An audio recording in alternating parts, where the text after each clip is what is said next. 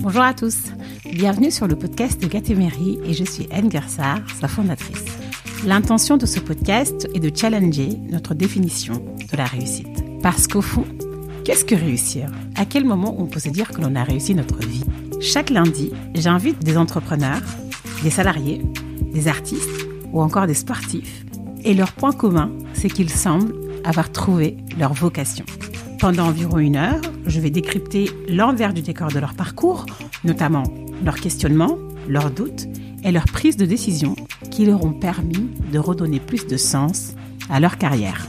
Mon objectif est de vous nourrir de ces parcours de vie pour que vous puissiez à votre tour inventer votre propre réussite. Si ma démarche vous plaît et que vous voulez me soutenir, c'est très simple. Mettez-moi une note 5 étoiles et un avis sur Apple Podcast ou bien partagez le podcast à vos amis sur les réseaux sociaux. Bref, chaque geste compte et ça me donnera un gros coup de boost. Allez hop, je laisse place à l'épisode de la semaine. Aujourd'hui, j'ai le plaisir de recevoir l'athlète Stéphane Diagana. Sacré champion du monde du 400 mètres haies en 1997 et du relais 4x400 mètres en 2003. Ce qui est drôle dans l'histoire, c'est que Stéphane n'a jamais rêvé d'être champion. C'est sa passion qui a guidé sa trajectoire sportive qu'il mènera de front avec ses études en biologie. Après sa retraite sportive en 2004, Stéphane devient conférencier en entreprise sur les thèmes de la performance et du sport santé. Parallèlement, Stéphane reste très engagé dans le sport avec son projet Campus Sport Santé qui a pour but de promouvoir l'activité sportive pour tous et est consultant pour France Télévisions pour les grands événements d'athlétisme. Cet épisode est très riche car avec Stéphane, on a parlé de la nécessité de bien s'entourer pour viser l'excellence, de vivre dans le moment présent, des valeurs de liberté et de bienveillance que lui ont transmis ses parents, de MMA et de plein d'autres sujets. Je dois avouer que j'étais assez impressionnée d'interviewer Stéphane Diagana, tant je suis admirative de son éthique et de sa discipline. Mais je ne vous en dis pas plus et vous laisse découvrir ma conversation avec Stéphane Diagana. Bonjour Stéphane. Bonjour. Je suis ravie de vous avoir sur le podcast Gatemery. Ravi également. Je sais que la trilogie Star Wars vous a beaucoup marqué quand vous étiez enfant. Tout à fait, c'est vrai. Est-ce que vous pouvez un peu m'en dire plus ? Alors en fait, j'ai pas commencé par le début, mais de toute façon les auteurs non plus, puisque le début n'était pas le début, on le savait pas à l'époque, mais eux le savaient. Bref, j'ai pas commencé par la Guerre des Étoiles, j'ai commencé par l'Empire contre-attaque, donc qui est l'épisode 5, voilà. Et en fait, ça a été vraiment pour moi une révélation, parce qu'à cet âge-là, j'avais 10 ans. D'accord. Et jusqu'à 10 ans, en fait, toutes les histoires que l'on vous conte, que l'on vous raconte, que vous pouvez voir à la télé, dans les dessins animés, dans les films, et ben en fait, il y a tout le temps d'un côté les gentils et les méchants. Et en fait, dans cet épisode, c'est pour moi le meilleur en plus de la trilogie. Je parle pas des autres, mais de cette trilogie. Mm-hmm. Ça a été la découverte de voir que les choses n'étaient pas forcément en noir et blanc, qu'il y avait une zone grise aussi, et que ceux qui étaient les méchants, comme on dit, étaient pas forcément n'ont pas toujours été, et que c'est un parcours, un accident dans la vie, une mauvaise rencontre, de mauvais choix, qui vous guident sur de mauvais chemins. Et en fait, au-delà de tout ce qui est effets spéciaux, bien sûr, j'en ai pris plein la vue, comme beaucoup de gamins, parce que c'était assez unique à cette époque-là. C'est clair. Moi, c'est cette dimension-là qui, je pense, m'a marqué et m'a fait réfléchir, et peut-être m'a aussi structuré, m'a fait rentrer un peu dans le monde des adultes avec plus de nuances que ceux que l'on voit quand on est petit. D'accord, intéressant. Et du coup, vous êtes le premier champion du monde d'athlétisme masculin français, ce qui est quand même un sacré titre, en 97, et vous avez obtenu un autre titre en 2004. Est-ce que vous en 2003, excusez-moi. Au Stade de France. En 2003. Quels ont été les principaux enseignements que vous avez tirés de votre carrière de sportif ? Oula, ils sont nombreux. Ça risque d'être très long, là. Ça risque d'être très j'imagine. Long. Si vous pouvez m'en citer 2 ou 3. C'est pas toute ma vie, mais c'est un bon bout de ma vie. J'ai commencé l'athlétisme à l'âge de 10 ans. Et puis après, à partir de 18-19 ans, j'ai commencé à pratiquer la compétition de manière assez assidue. Et ça m'a mené jusqu'à ma fin de carrière, jusqu'à 35 ans. Donc ça occupe 25 ans de ma vie, et je cours toujours, je continue toujours à pratiquer, mais cette période-là de 10 à 35 ans, jusqu'à ma retraite sportive, et j'en ai 51, donc c'est la moitié de ma vie. Bien sûr. Donc, quels enseignements? Tout d'abord, la chance, si je reprends du début, la chance d'avoir eu une passion qui m'a parlé aussi fortement que l'athlétisme ou la course à pied au départ a pu me parler. J'ai l'impression que c'était une évidence, mais en fait, je me rends compte qu'il y a des gens qui peuvent passer toute leur vie à essayer de savoir ce qui les fait vibrer au plus profond d'eux-mêmes, ce qui les nourrit, ce qui les habite. Et moi, j'ai rencontré ça tout petit, dès que j'ai couru dans les cours d'école. Donc ça, c'est une vraie chance. Et ça explique une bonne partie de mon parcours. Après, ce que je retiendrai, c'est que dès qu'on vise l'excellence, et là, c'est à l'autre bout de mon parcours, mais dès qu'on vise l'excellence, c'est toujours un sport collectif. Il n'y a pas de sport individuel quand on recherche l'excellence. Il n'y a pas de pratique individuelle au-delà du sport dès qu'on cherche l'excellence, parce que ça demande tellement d'ingrédients à rassembler qu'on les a pas tous avec soi, tellement de compétences qu'il faut savoir s'entourer et réunir des gens qui possèdent des expertises tout au long de votre parcours. Donc ça, c'est un enseignement que je tire aujourd'hui, que je garde aujourd'hui pour moi dans mes projets. Si j'ai des projets qui visent des objectifs assez élevés, des projets assez ambitieux, je sais très bien qu'il va falloir aller chercher les bonnes personnes, ressources pour pouvoir être accompagné au mieux. Enfin, la compétence de savoir s'entourer de bonnes personnes. Quoi. Exactement. Et quand je discute avec des chefs d'entreprise, des entrepreneurs, au début vous êtes seul et puis vous comprenez que c'est dans votre capacité à bien vous entourer et derrière à aligner, je dirais, les intérêts de chacun, que vous allez pouvoir mener votre projet à bout. Et c'est pareil quand vous êtes sportif. Il faut que l'intérêt de l'entraîneur, le vôtre, celui de votre agent, celui du médecin qui vous accompagne soit pris en compte, et pour que les compétences de chacun puissent s'additionner au profit du projet. Tout à fait. Vous comparez le sport de compétition à une quête. Qu'est-ce que cette quête ? Est-ce que vous pouvez m'expliquer un peu plus ce que vous entendez par là ? Oui, en fait, le sport de compétition, c'est une quête presque sans fin, puisque c'est la recherche de l'excellence absolue. Et on ne l'atteint jamais. On a toujours mieux à faire, on identifie toujours des facteurs de progrès, des leviers qui sont à actionner, une fois de plus des compétences à ajouter à votre pratique. C'est un peu comme la quête d'un chercheur, un scientifique qui sait très bien qu'il n'est jamais au bout de son projet, et comme ils disent souvent, c'est une phrase, je ne sais pas de qui, mais c'est du monde de la science, et plus je sais que je ne sais pas, en fait. C'est ça, voilà. Ouais. Et c'est pour ça que c'est assez infini, et c'est une quête sur soi aussi. C'est une découverte de soi bien au-delà de ce que l'on peut imaginer, et un travail énorme en matière de développement personnel. Donc pour tout ça, c'est une quête, oui. D'accord. Et vous, par exemple, quand vous dites c'est une quête de soi, qu'est-ce que vous avez justement trouvé en vous pendant ce parcours ? En fait, j'ai exploré des horizons bien au-delà de ce que je pouvais explorer. J'ai compris, on comprend beaucoup de choses. J'ai compris que l'adversaire était une chance. Alors tout le monde ne le voit pas comme ça, mais parce que j'ai été accompagné, que j'ai eu une base éducative, sans doute celle de mes parents, qui m'a amené à cette réflexion-là, que j'ai ensuite été accompagné par des entraîneurs qui n'étaient pas des dresseurs d'ours ou des dresseurs de chiens de combat, mais des gens qui cherchaient à se servir de l'adversité et qui avaient compris que l'adversité était une chance pour essayer de trouver le meilleur en soi. Et là, on rejoint un petit peu ce que je disais tout à l'heure sur la guerre des étoiles, c'est-à-dire qu'il y a plusieurs chemins pour y arriver, et il y en a qui sont meilleurs que d'autres sur le plan moral, et vous êtes confronté à ça quand vous faites du sport.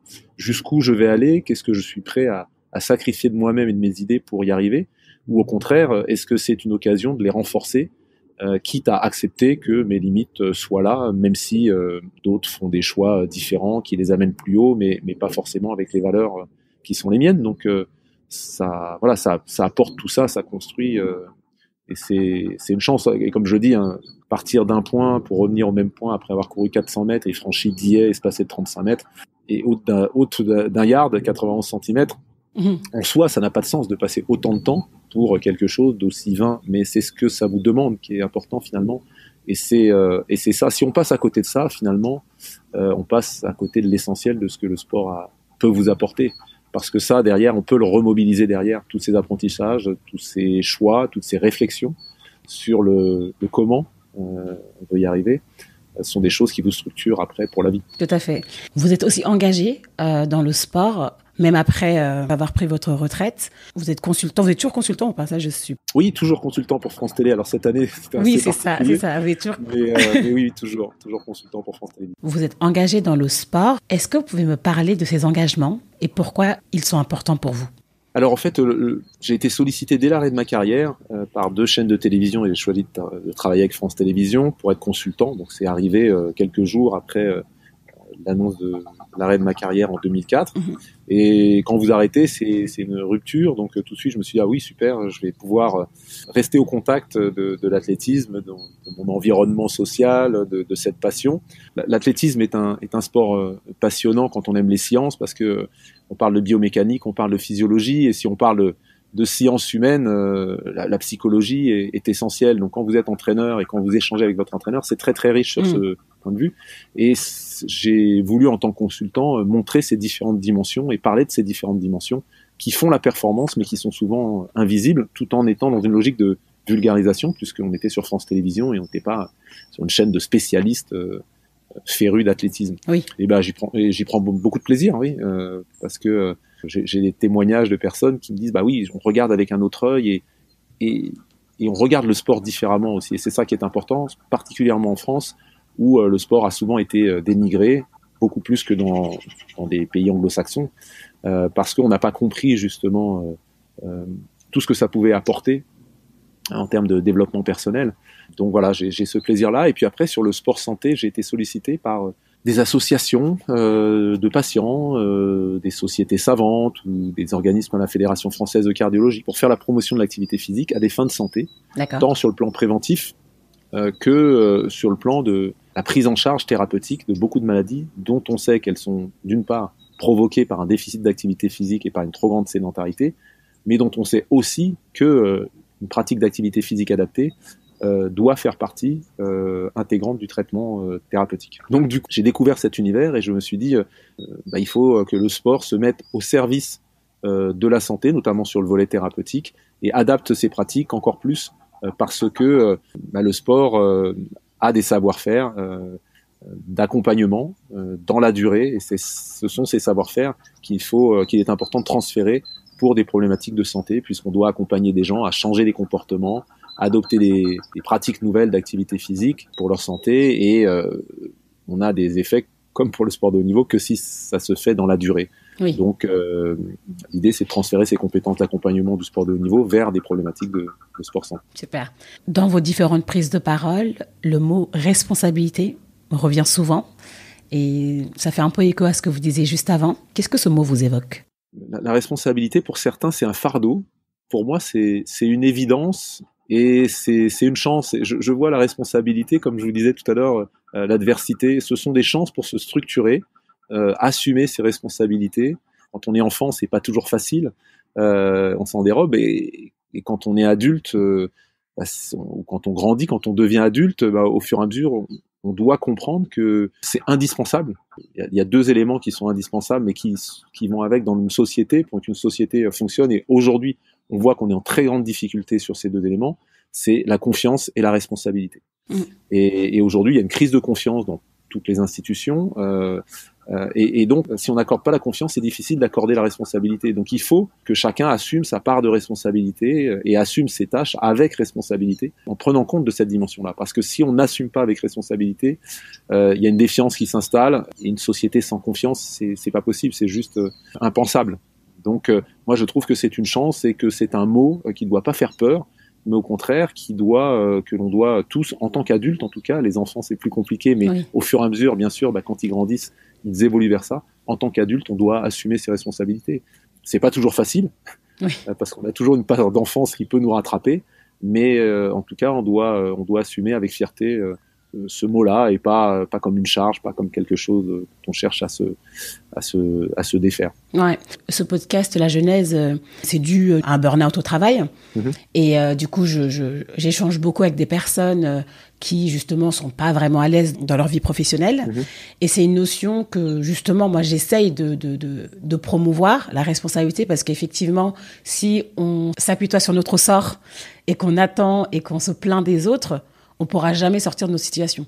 Oui, et alors c'est un autre angle, la responsabilité. Effectivement, j'ai été élevé dans un milieu plutôt, ma mère était institutrice, mon père était employé, plutôt de culture de gauche, on va dire, avec l'idée de regarder ceux qui ont moins quand on n'est pas content. Et le sport m'a amené à regarder plus haut, en fait. Quand vous faites du sport, vous regardez plus haut. Oui. Et finalement, je dis, dans mon éducation, et c'est bien, j'ai développé mon pied gauche. Et par le sport, j'ai développé mon pied droit, et je pense que les deux sont importants. Quand il se passe quelque chose dans votre vie, il y a indéniablement des éléments qui relèvent du sociétal, et on peut pas nier aujourd'hui que il y a des gens qui sont entravés dans leur vie et dans leur perspective pour des raisons sociétales. Mais en même temps, alors c'est marrant, je vais prendre un mot de le en même temps qui était très à la mode en 2017, mais je le comprends tout à fait. En même temps, on a toujours une part de responsabilité, parce que dans la même situation, et je connais des cas concrets, dans la même situation, je connais des parents qui ont fait mieux que d'autres pour assumer leurs responsabilités et accompagner leurs enfants et les sortir de situations sociales difficiles. Donc on voit bien qu'il y a aussi cette part de responsabilité individuelle, et que on peut pas y échapper. On doit la prendre en compte quand on fait un bilan de ce qui vous arrive. Super, très clair. Tout à l'heure, vous parliez un peu de votre enfance. Justement, est-ce que vous pouvez me raconter votre enfance et me dire de quoi vous rêviez quand vous étiez petit? J'avais pas beaucoup de rêves. J'étais pas très rêveur, en fait, quand j'étais petit. Ouais, très concret. Oui, j'étais dans l'instant, et je crois que je suis toujours. Je me projette, mais carpe diem, ça me parle bien, et profiter de l'instant, ça a toujours été ça. Et quand je courais dans les cours d'école, je vivais l'instant très profondément, comme je dis. Le sport m'a amené à vivre la vie intensément dans le centième de seconde. J'ai des tranches de vie aujourd'hui qui font l'épaisseur du centième de seconde, mais je peux vous dire que ça appartient à ma vie de sportif, quand je me jetais sur la ligne et que je tournais la tête pour voir si j'étais premier, deuxième, troisième, et ça, ce sont des photos que j'ai dans l'esprit, et pourtant parfois ce sont des instants très très courts, vraiment des instantanés si on parle de photos, et j'étais capable de me rendre compte si j'étais troisième ou quatrième à 200e près, parce que ça avait une existence physique. Et ça, je l'ai vécu dans les cours d'école en courant. C'était assez magique, mais j'ai des souvenirs, pas beaucoup, mais 1 ou 2 souvenirs comme ça. Donc je vis vraiment la vie dans l'instant présent. Alors aujourd'hui, c'est plus dans le centième, mais je suis capable de me régaler d'un rayon de soleil, qui sort, qui apparaît entre les branches quand je me balade en forêt. Donc je suis pas rêveur, je suis plutôt, je dirais, jouisseur de l'instant, et je cherche pas forcément à m'échapper. Voilà, dans les rêves, j'ai soit des objectifs, des objectifs, oui, mais pas beaucoup de rêves en fait. Et je fais la différence entre les deux. Oui. Comment est née votre appétence pour l'athlétisme? Est-ce que vous avez une anecdote particulière à me partager? Comment vous êtes tombé dans la marmite? Oui, je vais vous parler, j'en ai parlé à demi-mot, mais je me rappelle dans une cour d'école, et je pourrais me retourner dans cette cour d'école, je savais dans quel sens je courais. On jouait à chat, des jeux, voilà, et puis à un moment, il y avait 2 qui arrivaient, un à droite, un à gauche, et je devais accélérer pour passer. J'ai juste eu le temps de passer avant qu'ils me touchent.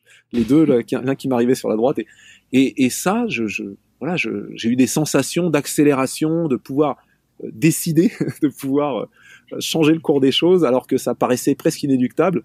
Et ça a été un moment de magie pour moi. Et comme je vous le dis, après, je l'ai vécu sur la piste aussi.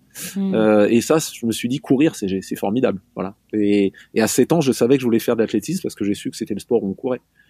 Et j'avais jamais vu une compétition d'athlétisme. J'avais aucun rêve de devenir champion olympique ou champion du monde. J'en ai jamais rêvé. C'est devenu un objectif à un moment, parce que, à force de pratiquer, parce que j'aimais ça, j'ai progressé. À force de progresser, j'ai commencé à avoir des perspectives, et à force d'avoir ces perspectives, j'en ai fait des objectifs. Mais c'est passé sans rêve. Voilà, ça s'est passé sans rêve. Super. Et votre papa est d'origine mauritanienne? Voilà, Mauritanie-Sénégal. Mauritanie-Sénégal, et votre maman française? Oui, du sud-ouest de la France, du Tarn. D'accord. Quelles sont les valeurs qu'ils vous ont transmises et qui ont contribué à forger l'homme que vous êtes aujourd'hui? Bon, alors, mon papa est arrivé à 18 ans en France. Il est né français, puisqu'il est né avant les décolonisations. Ouais. Il est né à Pointe-Noire, au Congo, parce que son père avait travaillé, conduisait des trains sur la ligne Congo-Océan. D'accord. Donc, il est arrivé dans la marine française, il est engagé dans la marine française, et puis il a rencontré ma maman à Toulon, quand il était basé à Toulon. Ce que m'ont transmis mes parents, je pense que c'est de l'exigence personnelle.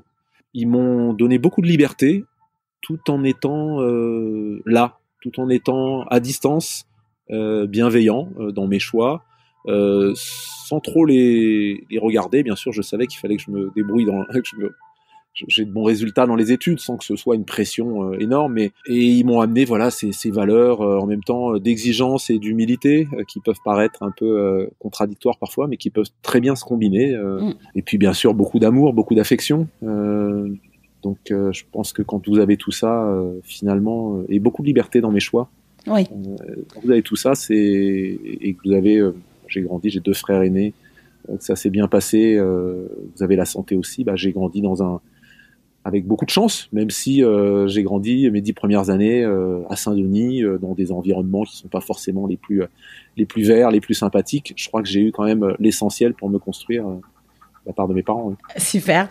Alors, je sais que parallèlement à votre carrière de sportif, les études étaient très importantes pour vous. Alors, vous avez redoublé votre seconde pour faire une première S. Ah, vous êtes bien renseigné. Ah oui, bien sûr, je fais mes devoirs, moi.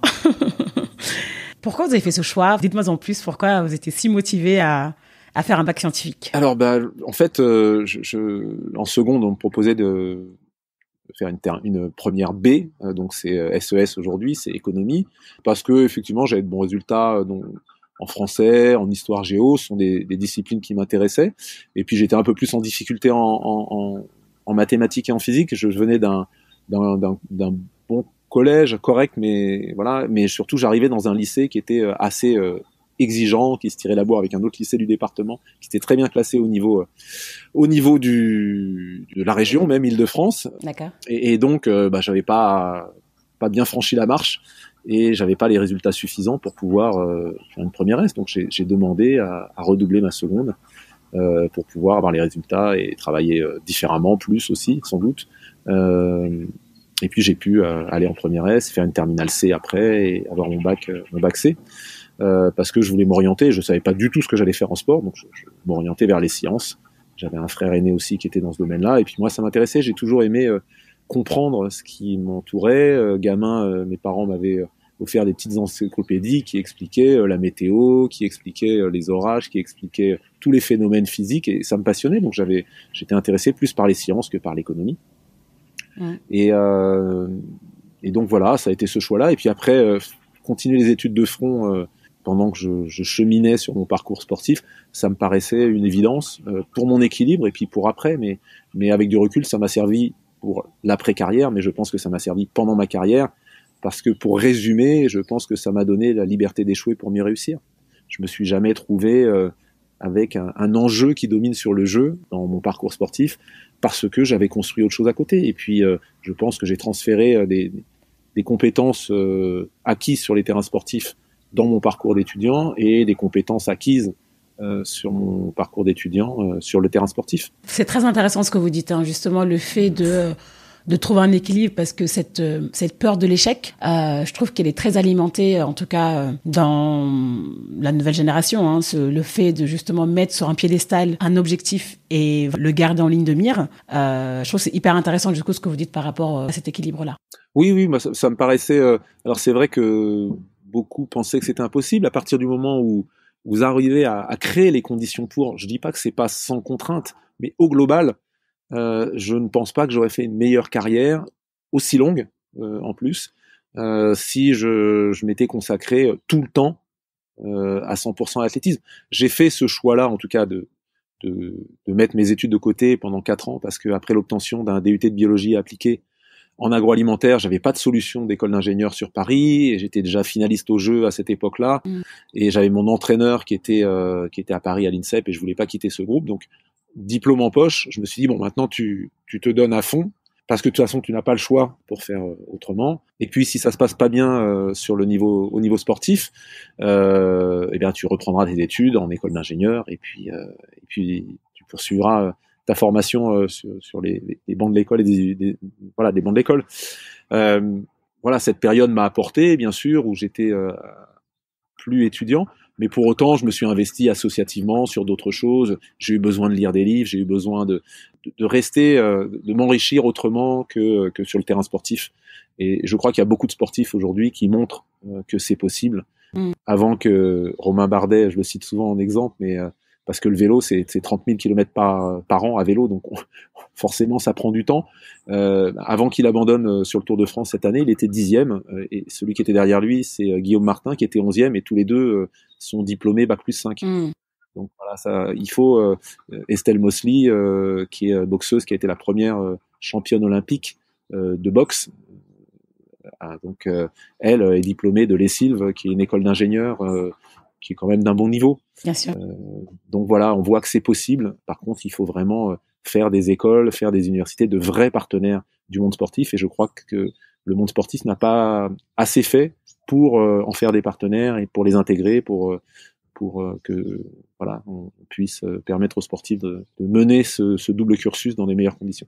Tout à l'heure, vous avez dit que ça nécessite aussi des contraintes. Il y a des sacrifices, je pense, qui sont faits. Quels ont été les vôtres ? Alors, moi, j'ai jamais fait de sacrifice. D'accord, c'est pas le bon mot. Non, pour moi, non. Pour moi, non. Et c'est vrai que c'est un mot qu'on entend souvent parce que. Alors, est-ce que c'est un abus de langage ou est-ce que c'est parce que c'est bien de dire qu'on fait des sacrifices ? Mais moi, j'ai toujours fait des choix et j'ai toujours vu ce que j'ai fait comme des choix. Donc, j'ai laissé les choses de côté, mais tout le monde le fait à partir du moment où on a tous la matière première qui est le temps. Oui. On en a tous la même quantité. C'est la seule chose que l'on ait de manière équitable, 24 heures par jour, répartie. Tous on fait des choix, des arbitrages. Et puis parfois, effectivement, il y a certains choix qui n'en sont pas. Et là, on parle de sacrifice, mais moi, j'ai toujours eu la possibilité de dire j'arrête l'athlétisme. J'ai toujours la possibilité de dire je ne fais que de l'athlétisme et pas athlétisme et études. Mais quand j'ai décidé de mener de front l'athlétisme et les études, ça a été un choix. Et le mot sacrifice, il est trop fort. Comme je dis, je donne cette image, mais la personne qui vit dans un environnement où le seul travail à l'époque, c'est moins le cas maintenant, mais à l'époque c'est la mine, il faut descendre à 100 mètres au fond tous les jours, parce que de toute façon vous n'avez pas d'autre solution si vous voulez nourrir votre famille. Cette personne-là, elle fait des sacrifices. Mais je crois qu'il faut respecter, quand on est sportif, les gens qui font vraiment des sacrifices et ne pas employer ce mot-là à tort et à travers. Nous, bien souvent, ce sont des choix et il faut accepter. Je dis pas que c'est pas difficile, je dis pas qu'on n'a pas des grandes désillusions, je dis pas que quand vous entraînez pendant 4 ans pour les Jeux Olympiques et que vous vous blessez et que tout s'effondre, ce n'est pas difficile, mais pour autant, vous avez fait des choix. Et une fois de plus, des choix responsables et il faut les assumer. Mais voilà, le mot sacrifice pour moi, il correspond pas à ce que j'ai vécu. Très bien, vous faites bien de me corriger. Non, c'est pas vous corriger, c'est juste la vision que j'en ai. Peut-être que d'autres sportifs, oui, bien sûr, eux, le vivront autrement. Et j'ai déjà entendu d'autres sportifs j'ai déjà entendu Laure Manodou dire, je n'ai jamais aimé nager. Oui, j'ai pratiqué la natation parce que je pouvais gagner. Ce que j'aimais, c'était gagner. Mais tous les jours, c'était des sacrifices. Oui, si elle le vit comme ça, elle l'a vécu comme ça, mais moi je l'ai pas vécu comme ça. Super. Vous avez une relation particulière avec votre coach, votre entraîneur. Vous en parlez aussi souvent. Est-ce que vous pouvez me dire ce que vous avez retenu de cette relation ? Alors la relation, j'ai eu en 25 ans de pratique de ma première licence jusqu'à l'arrêt de ma carrière, même si je continue toujours à courir, à faire des courses sur route et j'aime toujours autant l'athlétisme, la course à pied, et j'aime toujours autant pratiquer parce que je l'ai pas fait au départ pour gagner, j'ai aimé pour les sensations que ça me procure. Et aujourd'hui, quand je vais sur la piste courir ou quand je fais une course sur route ou plus rarement un trail, je prends plaisir à courir. Donc j'ai eu 3 entraîneurs et le dernier qui m'a accompagné, ils ont tous eu un rôle important et je tiens à leur rendre hommage à tous. Le dernier qui m'a accompagné de 1989 quand je suis arrivé à l'INSEP, l'Institut national du sport et d'éducation physique. À l'époque, ça a changé de nom maintenant, mais c'est toujours le même acronyme, mais c'est plus les mêmes mots qu'il y a derrière. Donc lui m'a accompagné de 89 jusqu'à 2004, donc 15 ans avec lui. Ça a été une rencontre extraordinaire. C'est ni un père, ni juste un coach, c'est plus que ça. Voilà, c'est quelqu'un qui m'a accompagné dans ma formation d'homme autant que dans ma formation de sportif, et qui s'est servi du sport aussi. Lui, il me disait, ça sert à rien d'être champion du monde si c'est pour rester con toute sa vie. Donc c'est son projet, c'est celui-là, c'est de se servir du sport pour former des hommes et des femmes, puisque je m'entraînais aussi avec des athlètes femmes sur des disciplines du sprint et des haies. C'est un grand homme, humaniste. D'accord, super. Vous décidez d'arrêter votre carrière à 35 ans. Oui. Pourquoi ce choix ? Qu'est-ce qui a été le déclencheur ? Alors en fait, moi, j'ai pratiqué l'athlétisme par passion. Ça a toujours été mon moteur. Après, bien sûr, il y a eu l'envie l'objectif d'être champion du monde, d'aller chercher des titres, des médailles européennes, olympiques, mondiales. Et donc, à 35 ans, j'avais déjà pas mal coché de cases sur la partie médaille. Le plaisir et la passion étaient toujours là, mais bien souvent altérés par beaucoup de blessures et beaucoup de passages à l'infirmerie. Et puis, à côté de ça, une vie de famille même qui se développe avec 2 enfants au moment où j'ai arrêté qui étaient nés, l'un en 2002, donc 2 ans avant, et l'autre qui venait de naître. Donc l'envie de passer du temps aussi avec ses enfants. Donc à un moment, la balance, vous savez, il y a les pour, il y a les contre, et dans les pour, il y avait toujours cette passion, mais qui était entravée par de nombreuses blessures. Je me disais que ça allait pas s'arranger avec le temps, les blessures. J'avais aussi accompli, ou en tout cas rempli pas mal de mes objectifs. J'avais été champion d'Europe, j'avais été double champion du monde, 2e au championnat du monde, 3e au championnat du monde. Donc ce qui me restait, c'était le titre olympique. J'avais participé aux Jeux qu'une fois en 92. Je m'étais classé 4e, et après j'avais été blessé en 96, en 2000. Et 2004, je m'étais dit, c'est la dernière année où tu peux être champion olympique, ou à minima médaille olympique. Mais moi, c'était le titre vraiment qui était dans ma tête en début 2004. Et l'année a été compliquée avec des blessures. Et je m'étais dit, de toute façon, 2009 après sera trop tard. Et j'arrêterai fin 2004 quoi qu'il arrive. Malheureusement, j'ai arrêté à 1 mois des Jeux sur blessure, mais je suis pas revenu sur cette décision-là parce que voilà, repartir pour un cycle de championnat du monde, championnat d'Europe, ça m'intéressait plus, et j'avais envie de profiter de ma vie de famille aussi. Donc les plus commençaient à ne plus peser assez lourd par rapport au moins que ça, et aux perspectives qu'il y avait en face de l'autre côté. Donc pour moi, ça a été un choix évident à ce moment-là, pas facile, mais évident. D'accord. Du coup, vous avez repris vos études ? Oui, j'ai repris mes études l'année d'après, où j'ai été champion du monde. Et ça a surpris pas mal de gens. En 97, j'ai été champion du monde, et en 98, je reprends mes études. Pourquoi vous choisissez une école de commerce ? Enfin, vous avez fait le SCP, hein. Pourquoi une école de commerce et pas une école d'ingénieur ? Parce que c'est une question que je me posais juste. Alors, en 97, je suis champion du monde, et en 98, je décide de reprendre mes études. J'étais toujours à l'INSEP, à Paris, dans le bois de Vincennes, avec mon entraîneur. Ça, je ne voulais pas le changer, et j'avais toujours pas de solution d'aménagement pour une école d'ingénieur qui me convenait sur Paris. D'accord. Pour autant, j'avais envie de reprendre des études, et je me disais, de toute façon, reprendre une école d'ingénieur après 4 ans d'interruption, reprendre une école d'ingénieur, je me disais, ça va être compliqué, je vais avoir perdu sur les sciences, et ça va être compliqué. J'avais pas de solution, et puis je me projetais plus sur de l'entrepreneuriat. Donc c'est pour ça que je suis parti je me voyais pas derrière une paillasse dans un labo avec une vie qui était riche en échanges. Et donc, c'est pour ça que j'ai repris en école de commerce avec des perspectives d'entrepreneuriat. Alors, moi, il y a une notion que j'utilise beaucoup dans ce podcast, c'est celle de la traversée du désert. Oui. Est-ce que vous pouvez me partager un moment de doute, de difficulté ou d'échec que vous avez connu dans votre carrière et la leçon que vous en avez tirée ? Alors, la traversée du désert, pour moi, c'est un peu, c'est un peu excessif, ou alors c'est un tout petit désert. D'accord. J'ai pas connu de longs moments comme ça, parce que la traversée du désert, quand on l'exprime, c'est long, c'est épuisant, on n'en voit pas le bout. Oui. Non, moi j'ai eu des moments difficiles. Le plus difficile de ma carrière, ça a été 96, l'année des Jeux Olympiques d'Atlanta, puisqu'en 92 j'avais été 4e.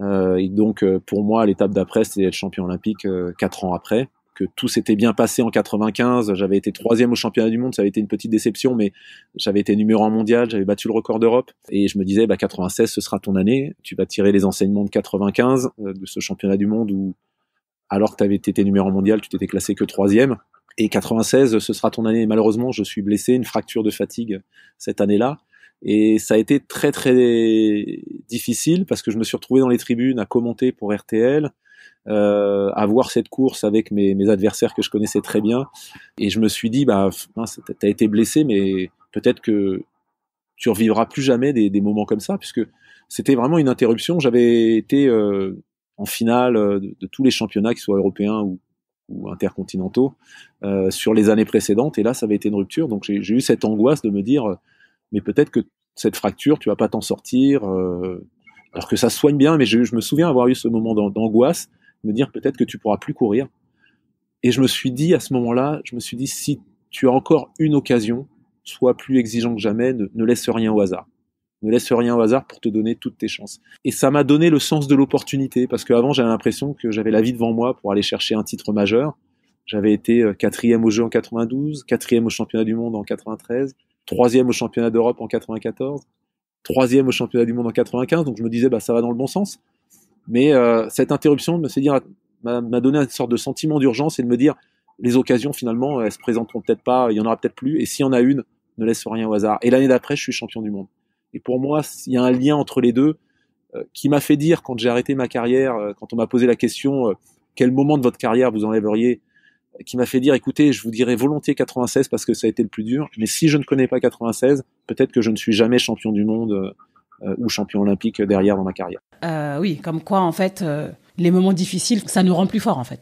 On peut, si on s'assoit pas dessus, si on n'accepte pas de les vivre pour ce qu'ils sont pleinement, de les interroger, d'essayer d'y trouver du sens, oui. Parce qu'on a peur de regarder l'échec, parce qu'on veut tourner la page trop vite. Il faut tourner la page, mais il faut pas la tourner trop vite. Il faut d'abord se pencher dessus et essayer de comprendre pourquoi ils sont arrivés et essayer d'en tirer des enseignements, d'en tirer des forces. Mais bien souvent, on veut tourner la page vite, trop vite, et malheureusement, ce travail-là ne se fait pas et on peut rechuter pour les mêmes raisons, ou alors ne pas se servir des enseignements qu'on a pourtant à tirer de cette expérience. Absolument. Stéphane, est-ce que vous pouvez me dire en quoi vous vous sentez à votre place aujourd'hui ? Avec toutes vos activités, en quoi vous vous sentez à votre place ? En fait, il y a un mot que j'aime bien, c'est l'alignement. L'alignement entre ce que l'on fait et ces idées que l'on a envie de faire avancer, les idées que l'on a envie de faire gagner. Mais c'est pareil quand on fait du sport. Quand j'étais athlète, je voulais faire gagner les idées. Je voulais me prouver à moi-même et prouver à tous ceux qui avaient confiance en moi, à tous ceux qui me connaissaient, qu'on pouvait arriver au plus haut niveau sans se doper, qu'on pouvait arriver au plus haut niveau sans avoir la haine de l'adversaire, parce que parfois on m'a reproché en tant qu'athlète où on a dit il gagne pas, il est pas assez killer. Et vous savez, ce vocabulaire guerrier, la société est tellement tellement dure, tellement violente que je me dis on peut le laisser de côté. Bien sûr, ce sont des images, mais vous savez, les mots ont leur importance aussi, ils structurent la pensée. Et donc, si on peut laisser ça de côté, se rappeler que c'est du sport, se rappeler que on est dans l'adversité, mais qu'on est dans le respect, moi ça me va bien. Et donc faire gagner l'exigence personnelle plutôt que la haine de l'autre, c'était un combat pour moi aussi, et montrer que la seule exigence que j'avais vis-à-vis de moi-même pouvait suffire à m'imposer vis-à-vis des autres. Tout ça, c'est important, ça m'a donné la force d'avancer, et aujourd'hui, les valeurs qui sont les miennes, elles sont importantes, et j'essaye autant que possible, et je crois ne pas le faire trop mal, de faire en sorte que ce que je fais au quotidien, ce qui m'anime, voilà, tout simplement, soit en lien avec ce que j'ai au fond de mon âme. Et animé, bien sûr, c'est l'âme qui parle, et c'est ça qui fait qu'on se sent bien aussi. Et je crois que il y a j'irais même jusqu'à dire qu'il y a beaucoup de troubles psychologiques, de maladies qui se déclarent par ce manque d'alignement, où finalement on enterre pas ses rêves, mais ce qu'on a au fond de soi. Alors soit parce qu'on ne peut pas faire autrement, je parle des sacrifices, malheureusement c'est le cas parfois, mais parfois on peut faire autrement, mais on n'a pas le courage d'écouter sa voix au fond de soi, qui va vous permettre de vous sentir mieux, de faire des choses en concordance avec ce que vous êtes au fond. Donc aujourd'hui, voilà, moi je me sens à ma place pour cette raison-là, tout simplement. C'est déjà très chouette. Qu'est-ce que la réussite pour vous ?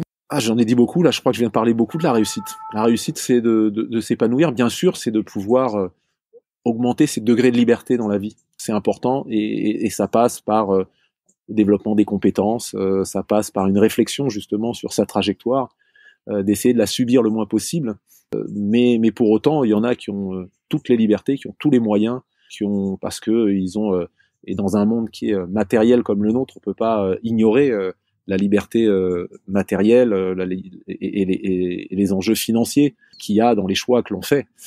Pour autant, il y en a qui ont des fortunes à ne plus savoir qu'en faire, et qui, pour moi, n'ont pas réussi. Mais c'est un regard extérieur, parce que voilà, c'est eux peut-être peuvent le juger, ou peut-être que eux-mêmes se disent même oui, j'ai la plus grande fortune, mais finalement au fond je ne suis pas heureux. Et quand on n'est pas heureux, qu'on a la plus grande fortune, c'est qu'on n'a pas réussi finalement, c'est qu'on est passé à côté de certaines choses.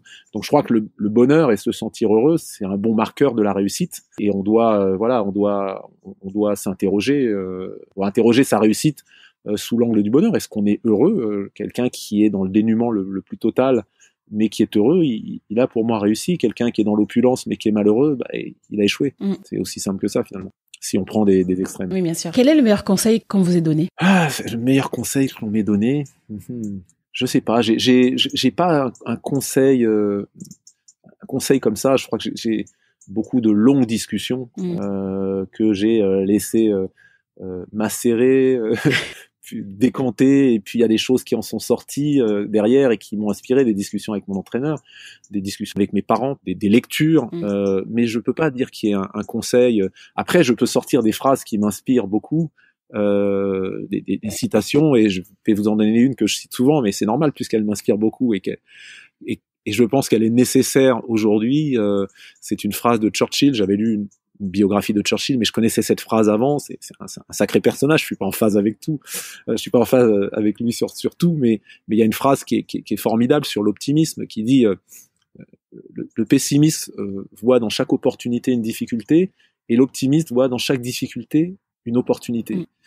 Et je crois qu'aujourd'hui, on se doit de voir la vie comme ça. On manque pas de challenge, on manque pas de difficultés, mais il faut voir toutes les opportunités que ça ouvre.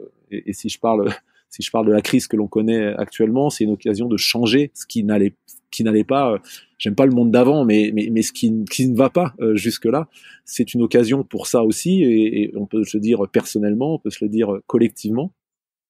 Et je pense que c'est une phrase puissante en matière de transformation, tant collectivement que individuellement. Comment est-ce que vous progressez de manière personnelle? En échangeant, en discutant, en me confrontant avec des gens qui n'ont pas forcément la même vision que moi. Et vous voyez, ça rejoint ça. La difficulté de la rencontre. Les rencontres sont importantes, les lectures bien sûr, mais les rencontres aussi. Je ne lis pas beaucoup, je suis pas je lis des articles, je lis et puis après, quand je lis un article, je vais lire un livre, mais je lis peu de romans. D'accord. Je lis beaucoup d'essais. Quand je lis plus des essais, des romans. J'aime écouter des gens qui pensent pas comme moi. Et comme je le dis, certaines personnes pensent que la rencontre est une personne, ça peut être un problème en fait. Oui. Et c'est vrai. Quelqu'un qui est différent, l'altérité peut être un problème parce que les gens vont pas se comporter comme vont pas. Et donc certaines personnes par défaut vont pas aimer les gens. Et ben moi par défaut je vais aimer les gens parce que même s'ils sont très différents, ce sont des histoires. Ils possèdent en eux une histoire, un parcours qui peut vous éclairer, qui peut vous faire comprendre que vous avez eu cette chance-là, eux n'ont pas eu cette chance-là, eux pensent comme ça pour telle et telle raison. Et une fois de plus, une rencontre pour moi, c'est a priori, c'est une chance.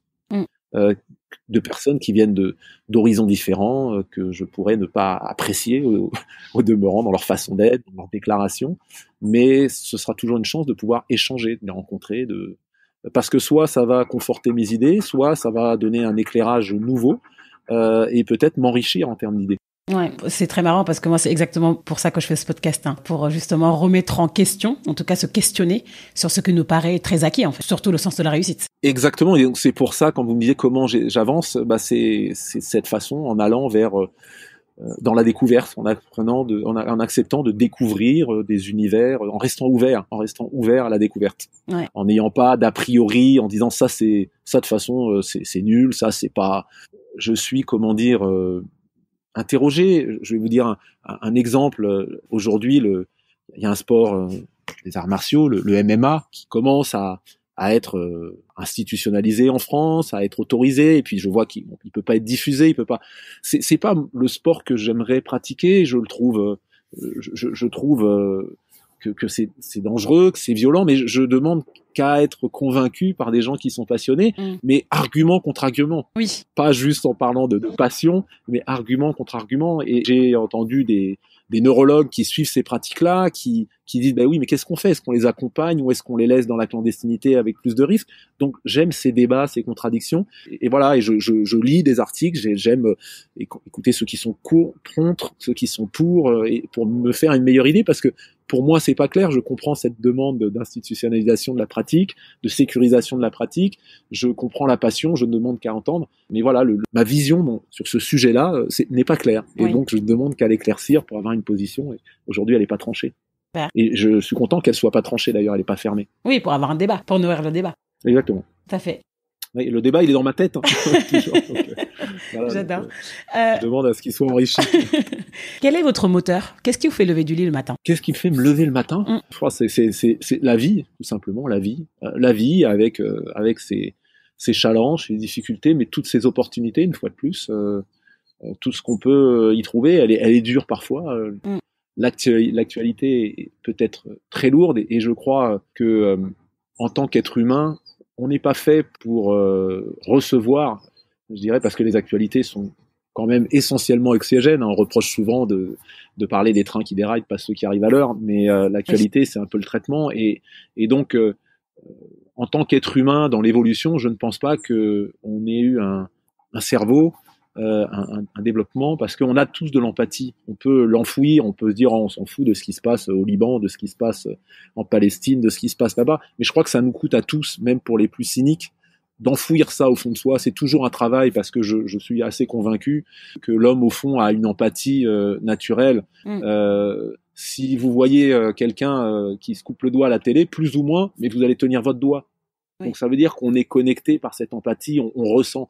Et donc on enfouit, et ce travail que l'on fait tous est plus ou moins coûteux et douloureux. Voilà, je pense pas qu'on ait évolué pour avoir cette info continue des quatre coins du monde. Avant, on savait ce qui se passait dans la famille d'à côté, voire dans le village, voire dans le village qui est derrière la colline, mais après on savait pas qu'il y avait eu tant de morts là-bas, et donc on n'a pas été préparé à ça. Je pense pas qu'on soit fait pour ça. Donc du coup, voilà, tout ça pour vous dire qu'elle est pas facile, mais en même temps, il y a plein de belles choses aussi. Il faut savoir regarder les belles choses.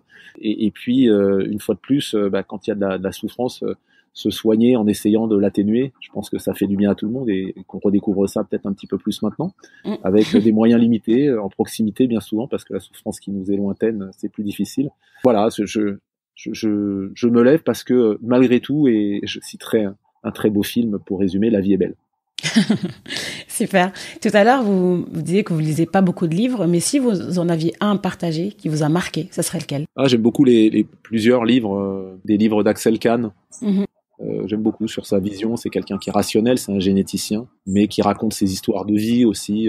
Les lectures de Cyrulnik, de Boris Cyrulnik aussi, sur la résilience, sont des choses qui font écho à ma vision mes visions de la vie. Des lectures qui m'ont accompagné à un âge où je pense que ça a eu un impact. Ça l'aurait eu aussi aujourd'hui, mais quand j'étais plus jeune, à un moment où il fallait que je tombe sur ce genre de lecture. Et puis voilà. Si vous n'avez pas été sportif de haut niveau, quel autre métier auriez-vous fait? Chercheur, j'espère. J'ai un de mes frères aînés qui a poursuivi dans ce domaine-là. Pas trop tard, hein? Ouf là, ça serait compliqué maintenant. Ça serait compliqué, mais ça me passionne. Ce sont de très beaux métiers. Alors dans plein de domaines. Alors je pense aux sciences plus dures qu'aux sciences humaines, mais dans tous les domaines, ça vise à comprendre. La compréhension, le savoir pour l'humanité, c'est presque tout ce qui la fonde. Et donc ce sont pour moi des choses essentielles. On en a besoin. On a besoin de science éclairée, bien sûr. Oui, on voit bien que la science, si elle n'est pas éclairée, on voit bien et qu'elle est instrumentalisée, on voit bien que ça pose problème. Hein. Sinon, notre monde serait parfait. Il est loin de l'être. On voit les problèmes écologiques qu'on a aujourd'hui. Donc, il faut qu'elle ait du sens aussi. Et c'est pour ça que les sciences humaines sont là aussi pour éclairer les sciences comme la physique, les mathématiques, qui nous impactent énormément dans les changements de notre société. Cette réflexion et cet échange entre ces deux pans de la science qui est essentiel. Mais oui, chercheur, moi, ça m'aurait, la biologie, le vivant, le sport m'a permis d'être chercheur, en fait, de découvrir mon corps et de le comprendre. Et je m'y suis intéressé. J'ai lu des publications pour mieux comprendre le corps, pour mieux comprendre le lien entre le corps et l'esprit que l'on découvre un peu plus aujourd'hui, dans une société où on a tendance à séparer les deux, hein, même si anima sana in corpore sano, c'est latin. Oui. En France, plus que dans d'autres pays, on a tendance à glorifier tout ce qui se passe au-dessus des épaules, comme si ça vivait hors sol, déconnecté du corps. Or aujourd'hui, on découvre que le muscle, c'est aussi une glande endocrine qui met en circulation des molécules dans le sang qui vont agir au niveau du cerveau sur des zones qui sont clés dans l'apprentissage, dans les maladies neurodégénératives aussi comme Alzheimer. Donc voilà, ces sciences, elles nous éclairent pour changer notre regard qu'on a sur le monde, sur nous-mêmes, sur l'autre, sur le vivant. Voilà. Donc, c'est important. Super. Qu'aimeriez-vous que les gens retiennent de votre passage sur Terre? Je sais que c'est une question un peu, un peu philosophique. Et voilà, qu'est-ce que vous aimeriez que les gens retiennent de vous? Je suis désolé. Je dis sur ma tombe, j'aimerais qu'il y ait marqué « Il a essayé de faire au mieux ». Voilà, c'est tout. D'accord. Pas plus d'ambition que ça. Il a essayé de faire au mieux. Très bien. Stéphane, est-ce que vous avez quelque chose à ajouter qu'on n'a pas pu évoquer et qui vous tient à cœur? Vous avez partagé pas mal de conseils et c'est déjà très chouette. Non, je pense qu'on a parcouru beaucoup de choses qui m'intéressent et qui me questionnent tous les jours.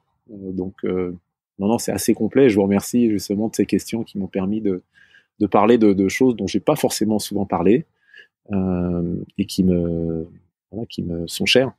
Super. Et si les auditeurs veulent vous suivre dans le monde du web, ils peuvent le faire où? Est-ce que vous êtes présent sur les réseaux sociaux? Oh oui, un petit peu sur Instagram, sur Twitter, sur LinkedIn essentiellement. Super. Écoutez, merci beaucoup Stéphane. Merci à vous de votre invitation. C'était un bel échange. C'était très agréable. Merci beaucoup. Merci. À bientôt. À bientôt. Alors, qu'avez-vous pensé de cet épisode? N'hésitez pas à me donner votre feedback en m'écrivant sur les réseaux sociaux, LinkedIn et Instagram de préférence, avec le pseudo @gatemery, ou bien sur le site internet www.gatemery.com.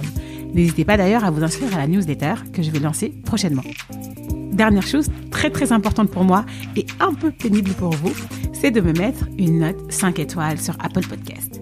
Pourquoi c'est important? C'est que plus j'aurai de notes, plus le podcast pourra être découvert facilement par d'autres personnes. Ou sinon, juste partagez le podcast aux réseaux sociaux, partout, partagez-le. N'oubliez pas de vous abonner à votre plateforme d'écoute préférée pour ne pas rater les prochains épisodes. Portez-vous bien et je vous dis à la semaine prochaine.